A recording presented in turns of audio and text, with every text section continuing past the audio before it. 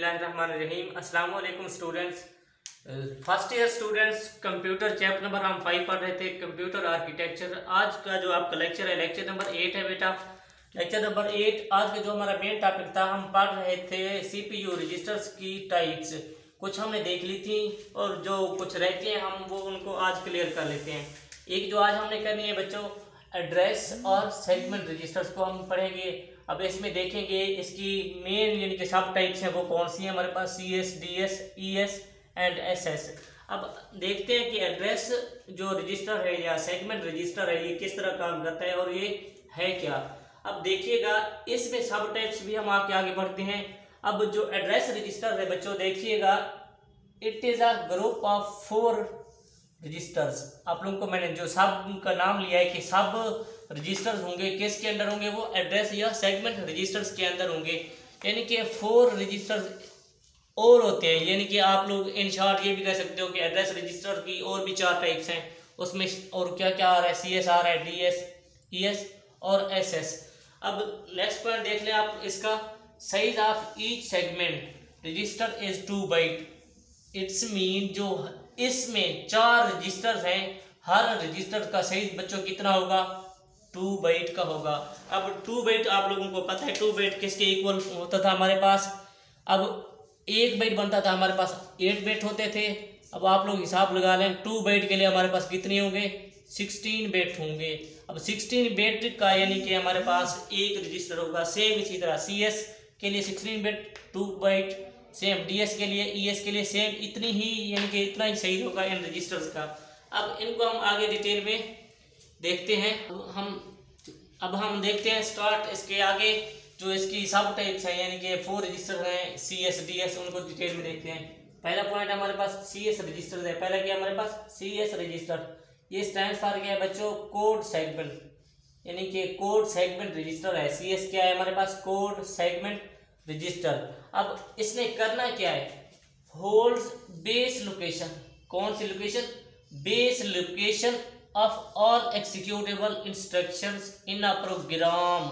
It's mean जो आपके पास programme है या कोई भी डाटा है या जो भी आप प्रोसेस कर रहे हैं, जो कोड सेगमेंट होगा उसने सिर्फ वो फाइलें या वो इंस्ट्रक्शन उठानी है जो एक्सिक्यूटेबल हों। इट्स मीन इन शॉर्ट, अगर कोई प्रोग्रामिंग में है, आप लोग कोई प्रोग्राम रन कर रहे हैं, उनको एग्जीक्यूट कर रहे हैं, उसमें पूरे प्रोग्राम में से जो CS रजिस्टर होगा, कोड सेगमेंट रजिस्टर होगा, इसने उनको उठाना है वो इंस्ट्रक्शन जो रन हो सकती हूँ यानी कि एग्जीक्यूटेबल हूँ, उन इंस्ट्रक्शन को उठा के इसने प्रोग्राम को क्या करवाना है, रन करवा देना है। ये क्या है, कोड सेगमेंट रजिस्टर। ये कोड सेगमेंट रजिस्टर का काम है। अब सेम इन शॉर्ट ये एड्रेस में है तो एड्रेस का ही काम कर रहा है। अब एड्रेस सही होगा तो वो फाइल क्या होंगी, एग्जीक्यूटेबल होंगी या उन फाइल को एग्जीक्यूट किया जा सकेगा, अदरवाइज पॉसिबल ही नहीं है।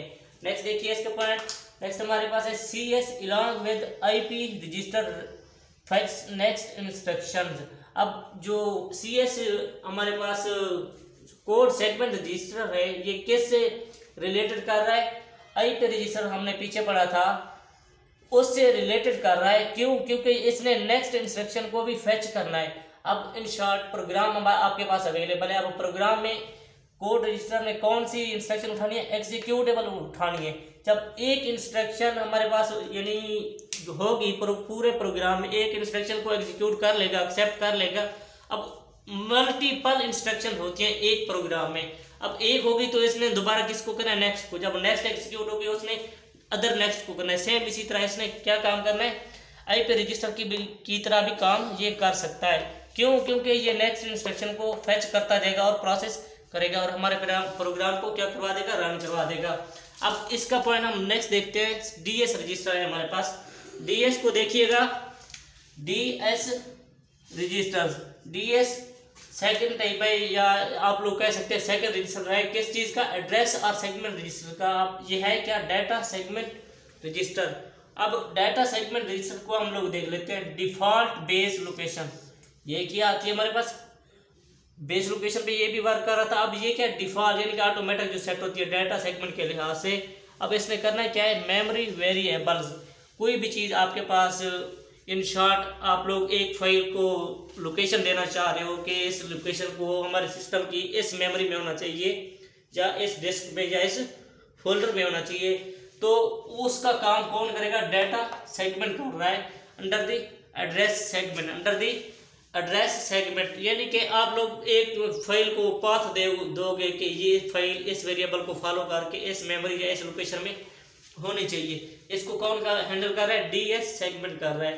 अब नेक्स्ट पॉइंट देख लो आप लोग इसका, DS point two data in memory using DIR/SI register. अब DI और SI रजिस्टर्स किस में आते हैं आप लोगों को आगे आगे क्लियर करवाता हूँ। ये आते हैं बच्चों इंडेक्स रजिस्टर्स में।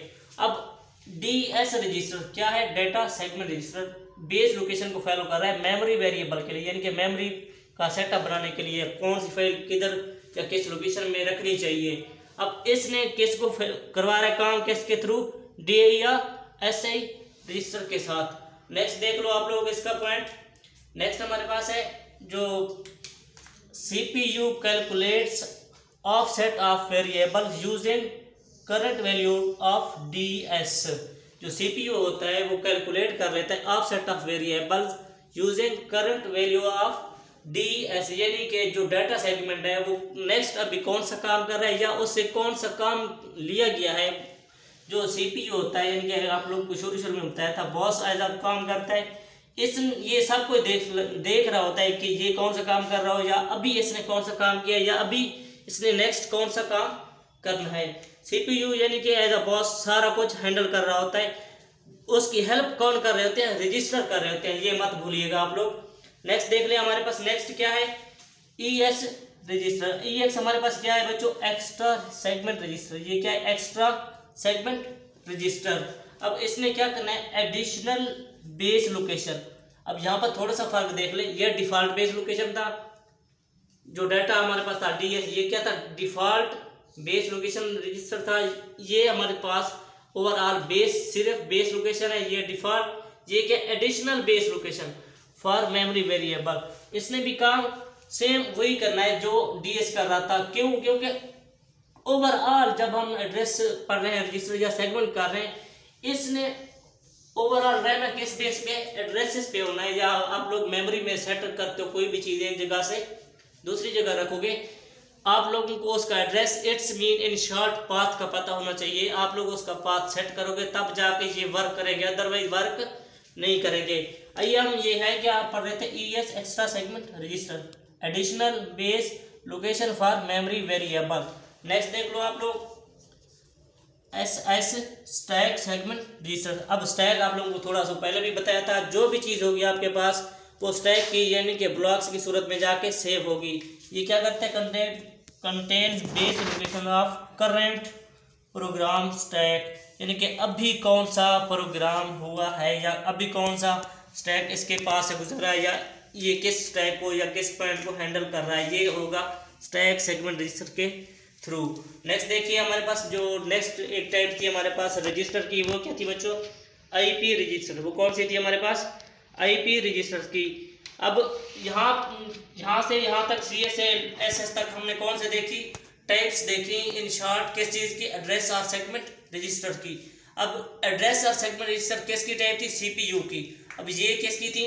एड्रेस की थी। अब जो IP आ रही है हमारे पास, ये इंडेक्स रजिस्टर आ रहे हैं, ये किस चीज़ के हैं? ये CPU के हैं। अब IP क्या करता है? ये क्या है हमारे पास? Instruction pointer register. ये क्या है हमारे पास? Instruction pointer register. इसने करना है क्या? देखिएगा इसका main point, CS along with IP register first next instruction. अब जो CS हम पढ़ रहे थे कि CS क्या करता है? IP रजिस्टर के थ्रू क्या करता था बच्चों? CS IP रजिस्टर की तरह काम करता था। क्या करता था? फेच करता था नेक्स्ट इंस्ट्रक्शन के। नेक्स्ट कौन सी इंस्ट्रक्शन है कि सेम जो हमारे पास मेन यानी कि टाइप है CPU की IP रजिस्टर, उसने भी वही काम करना था जो आप लोगों को यहाँ पे आके मैंने बताई है। CS रजिस्टर किसकी तरह काम कर रहा है? IP रजिस्टर की तरह काम कर रहा है। क्यों? क्योंकि ये तो मेन इंस्ट्रक्शन पॉइंटर रजिस्टर है ना, CS भी उससे रिलेटेड काम कर रहा है। क्यों? क्योंकि हम इसमें लोकेशन दे रहे हैं या कोई भी चीज़ एग्जीक्यूट करवाना चाहेंगे। नेक्स्ट देख लो आप लोग, नेक्स्ट क्या है हमारे पास? Index register. इंडेक्स रजिस्टर कौन से आ रहे हैं, DI और SI, DI और SI। ऊपर भी एक DS में हम पढ़ के आए हैं कि DI और यहाँ पे देख लो DS डाटा सेगमेंट रजिस्टर में मैंने एक बात की थी कि DI और SI पॉइंट्स थे डाटा के लिहाज से मेमोरी को एक सीट पे दूसरे सीट पे रखने के लिए या सेव करने के लिए। अब सेम वही इंडेक्स रजिस्टर कहते हैं। DI और SI को क्या कहते हैं बच्चों, इंडेक्स रजिस्टर्स कहते हैं। इन्होंने करना क्या है हम देख लें आप लोग ध्यान से। DS पॉइंट्स जो हम पीछे पढ़ के आए हैं अभी, points to data in memory used DI और SI, DI and SI। DI हमारे पास क्या है बच्चों, डेस्टिनेशन इंडेक्स। SI क्या है, सोर्स इंडेक्स। डेस्टिनेशन इंडेक्स वो चीज़ होगी जहां पर आप लोग किसी भी डाटा को यानी कि पॉइंट आउट करोगे कि ये फाइल इस फोल्डर में नहीं होनी चाहिए, दूसरी में होनी चाहिए। ऐसे ही हमारे पास क्या है, सोर्स इंडेक्स। सोर्स वो चीज़ होगी जहां से आप फाइल को उठाओगे। इस तरह के जो काम होते हैं, एक फाइल को दूसरी जगह से एक फाइल को एक फोल्डर से उठा के दूसरी में सेव करना या कॉपी पेस्ट आप लोगों ने सुना होगा, वो काम करना। वो कौन से रजिस्टर कर रहे हैं बच्चों, कौन से कर रहे हैं, इंडेक्स रजिस्टर्स कर रहे हैं। DI एंड SI कर रहे हैं। इस तरह के ये काम है। DI स्टैंड पर क्या हो रहा है, डेस्टिनेशन इंडेक्स। SI क्या है हमारे पास, सोर्स इंडेक्स। तो ये था आप लोगों का टॉपिक रजिस्टर के हवाले से, उसकी टेस्ट कंप्लीट हो गई। अगर आप लोगों को यहाँ पर अगर कोई क्वेश्चन बनता है वो कर सकते हो, अगर कन्फ्यूजन है तो वो भी आप लोग क्लियर करवा सकते हो। ऐसे वगैरह करके ग्रुप में भी आप लोग पूछ सकते हैं। नेक्स्ट लेक्चर में अगला टॉपिक पढ़ेंगे। आज का टॉपिक इधर वाइंड अप करते हैं। अल्लाह हाफिज़।